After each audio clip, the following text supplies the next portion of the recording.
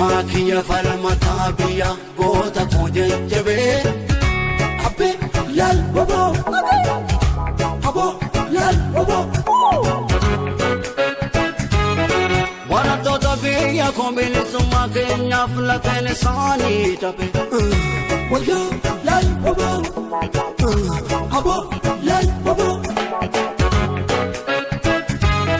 bilisummaa ta'uu galanni isaanii barattoota keenya bilisummaa ta'uu galanni isaanii barattoota keenya yeroo wareegama qabsoo keenya bilisummaa ta'uu gumaan isaanii barattoota keenya bilisummaa ta'uu gumaan isaanii barattoota keenya yeroo wareegama biyya keenya wanti bara baraan barataa biyya koora saasan tumtaniif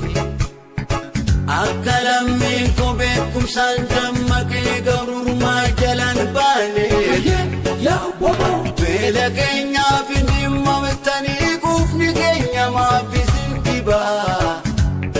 mirga namummaa keenya nu sarbitanii yoo dubbanne maaffisin dhibaa dhiigni qulqulluun dhangala'ee magaalaa Finfinnee walakkaan odaa biqilche arguuf jiraannaa waliinu seerri baagada addunyaa bulche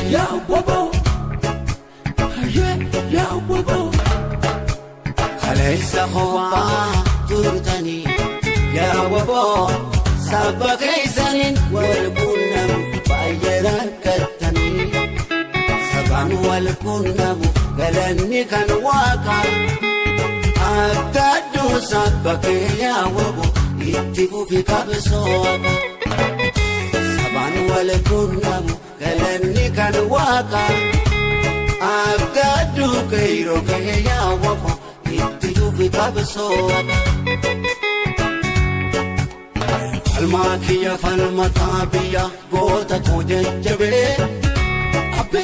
lal bobo abo lal bobo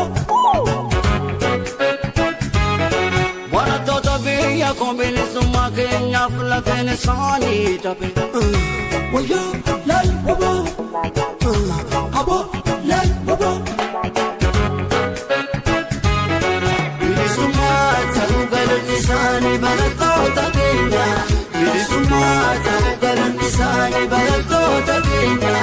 yeroo wareegama qabsoo keenya bilisummaa ta'uu gumaan isaanii barattoota keenya bilisummaa ta'uu gumaan isaanii barattoota keenya yeroo wareegama biyya keenya wanti bara baraan barataa biyya koora saasan tumtaniif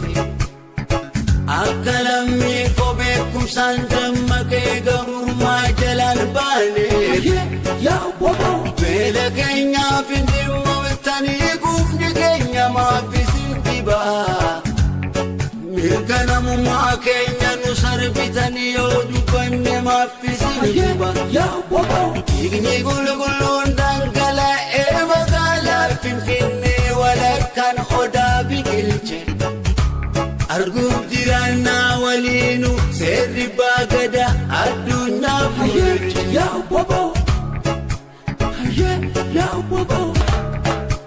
kaleessa kophaa turtanii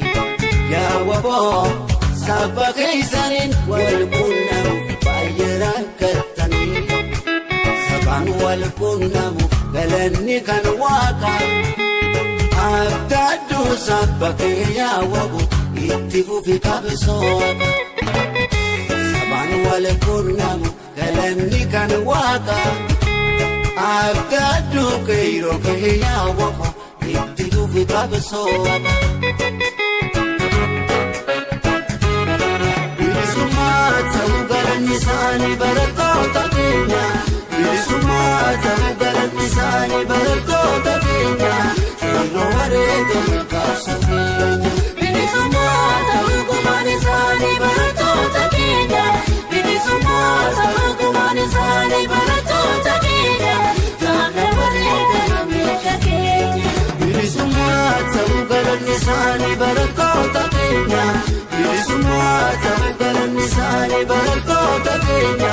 yeroo wareegama qabsoo keenya.